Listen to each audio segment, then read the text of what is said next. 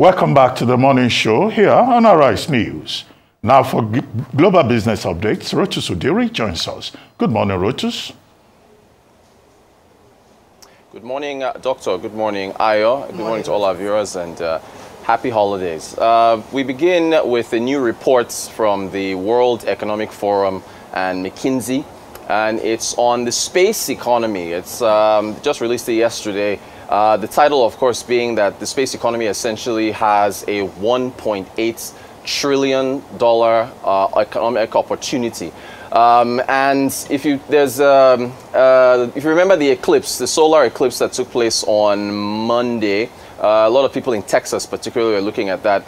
Starlink released, you should be able to see the footage of an orbital view of that eclipse. As you see the Starlink satellites circling parts of the Earth, you will see a black spot on planet Earth. And that black spot is pretty much the eclipse that took place. So the report looks at, basically, it says, look, as of 2023, space economy was valued at about $630 billion, and they're saying it's going to grow to about $1.8 trillion by 2035, about 9% annual growth every year.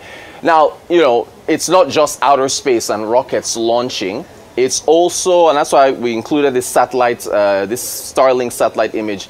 It is also what satellites can do for connectivity, GPS, delivery, you know, communications, and so on and so forth. So it's for logistic companies and so on Earth here, they can benefit from that increased connectivity. So I'm very happy. We're going to be having the lead of the technology team at the World Economic Forum. He'll be joining us later on this morning on the Global Business Report. So I encourage everyone to check it out because we're going to be talking about a whole lot, including searching for life on other planets. I'm very much looking for that part of the conversation.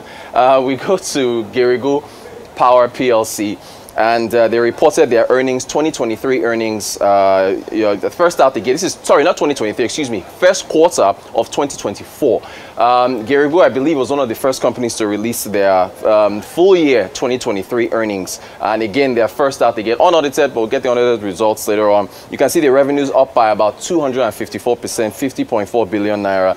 You back out your cost of doing business, you get your gross profit up by over 300%, 28.4 billion. Profit before tax and your profit after tax well over 300%. Look at the stock price, rather the stock performance. You know, it's holiday, so the markets are closed, but as at the last trading day, the share price at 1,000 naira, year-to-date return 150%, the one-year return, you know, 209%. So pretty healthy returns there for Geregu Power PLC. We also looked at the banks. A number of the tier 1 banks have released results. The last time I was on with you, we looked at Zenith Bank.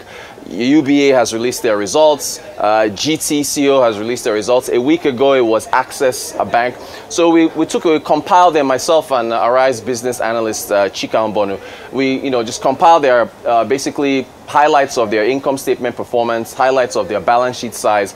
Just a short clip of here's Chika saying that, you know, he says UBA could even be bigger than what it is. Let's go to size. Total assets. Okay, balance sheet. Balance sheet now. Balance sheet, okay. You know, Access Bank, again, has the flag, you know, 26 trillion. Yeah, 6 trillion. Yeah. Well, we haven't seen first bank result, but I'll be surprised if this happens. But Zenith has been, this is the crown that Zenith has wanted at all costs.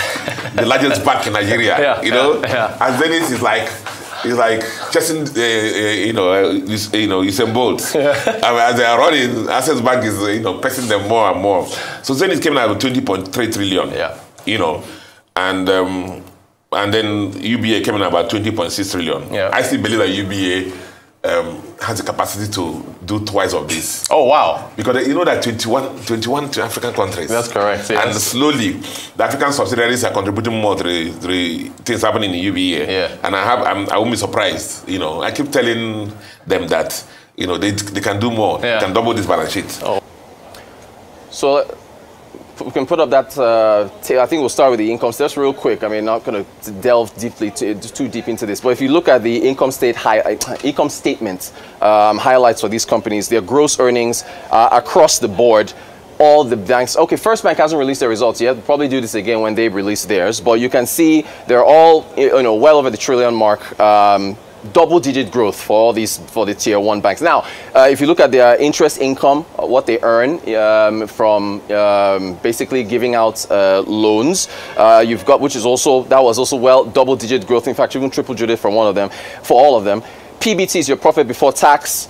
Again, double-digit growth for all these banks. Profit after tax, that's your PAT, same issue. Now, they did benefit from foreign exchange reevaluation gains, and Chika Ombondo did bring that up yesterday. If you back out the FX gains, the reevaluation gains that they made, then the results would be different. But still, it is what it is, right? Looking at the balance sheet, we already talked about the balance sheet, but again, very healthy in terms of their total assets, and you can see the customer deposits make up a healthy portion of the asset size of these banks. Finally, this day, newspaper, Nigeria's newspaper of record, has an article on, I believe, the amount by which the reserves, CBN's FX reserves have dropped in a month. I do like all this reporting on how much reserves we're spending to support the currency. And I kind of wish it was similar to when the exchange rate was fixed at 450, and so on and so forth, how much we were spending then. What the CBN is spending now at a level of 1,000 to 1,300 to the dollar it pales in comparison to what was being spent to maintain an overvalued currency of 360, 450 and the likes. But hopefully the FX inflows continue to come in and support the defense of our dear currency. That is our update for today. All right. Well, despite the loss in the our foreign reserves, there are a few hopeful points that we can look at in terms of shoring that up. One is the AFEXIM loan. What's happening with that? And I don't know when that would be coming in. The other one is, of course, the MPC raising rates, and hopefully that would also attract foreign investment portfolios, shore up revenue. Also, we look at crude oil prices currently. It's experienced a boost, so that should also, hopefully, if we're able to increase or even meet our OPEC quota, be able to shore up our foreign reserves. So even though it doesn't look great at the moment, there's still some light, hopefully a ray of light in terms of these initiatives. And what we want is for that to work, because at the moment it doesn't look good. Now, moving on to Geregu Power, I must say that you can describe this business as a high flyer.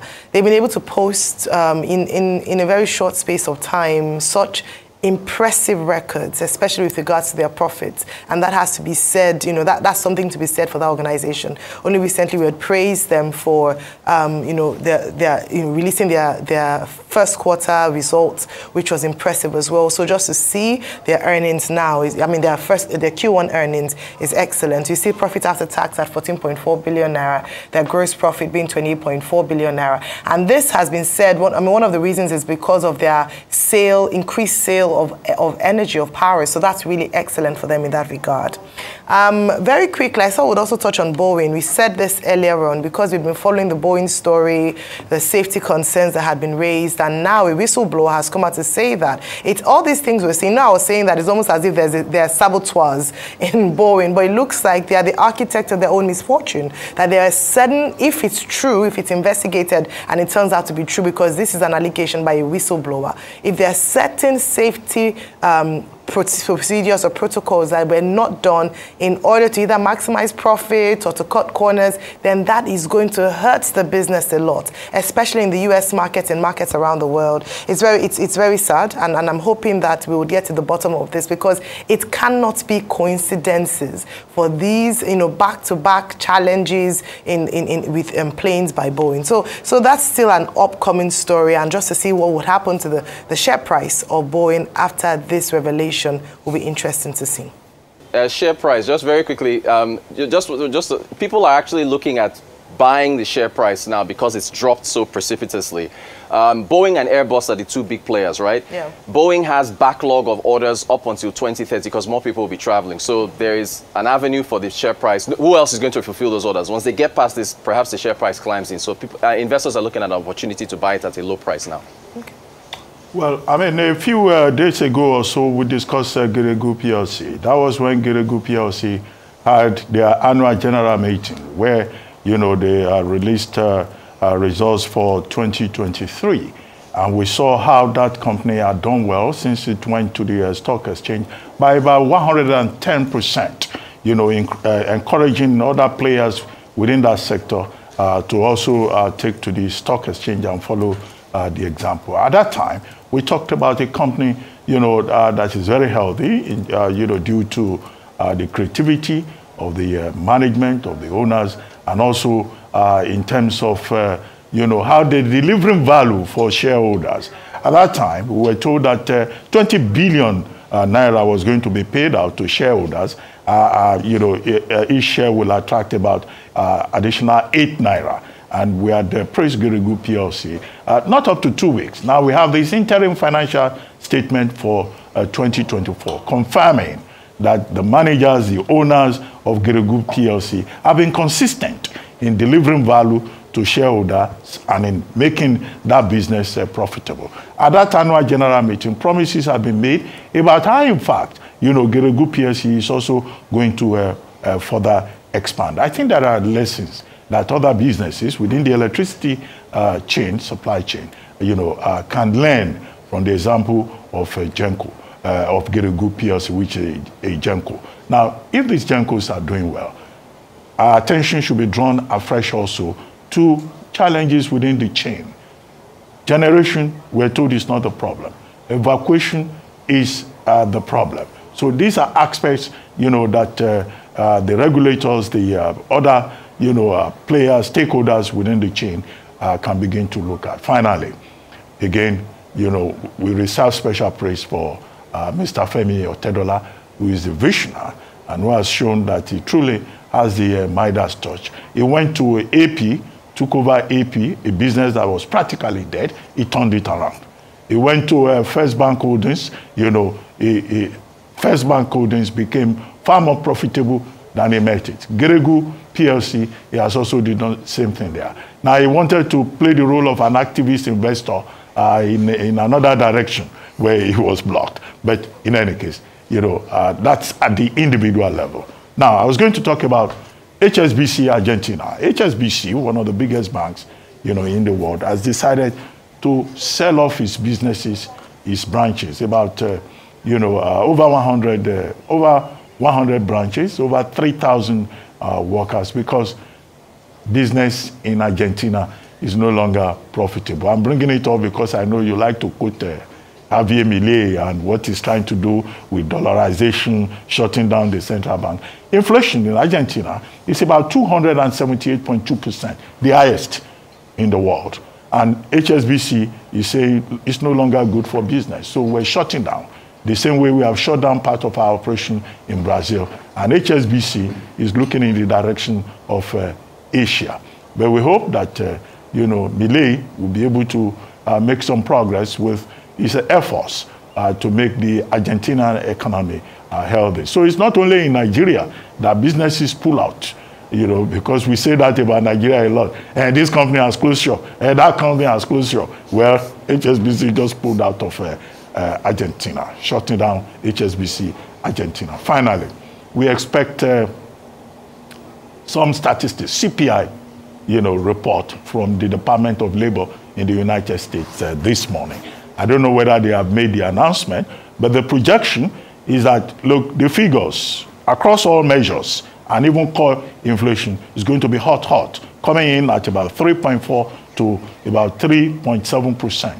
And if that is the report that is delivered, then it's going to have implications in terms of consumers, in terms of what happens in the markets, and also in terms of whether the Federal Reserve would be able, you know, to cut rates as early as some people expect. But, you know, it could just show that, look, inflation remaining hot will further delay, you know, the target of 2%. And even if they achieve that target of 2% inflation rate, it's not, it won't be a one-off for it to have any effect. It has to be month to month. So which means that our reading of the inflation point in the United States, you know, may take us a much longer time. already Jamie Dimon is saying, look, interest rates may go up to as high as 8%. At the moment, it's between 5.2 to 5.5%. Imagine interest rate going up to 8% in the United States. That would be, most unprecedented. But we'll see what happens when the Department of Labor releases that data that Federal Reserve says is waiting for. And that may well inform the decision of the Federal Reserve by the end of this month, which is when, we're going to hear again from the Federal Reserve. Thank you very much, Rotus.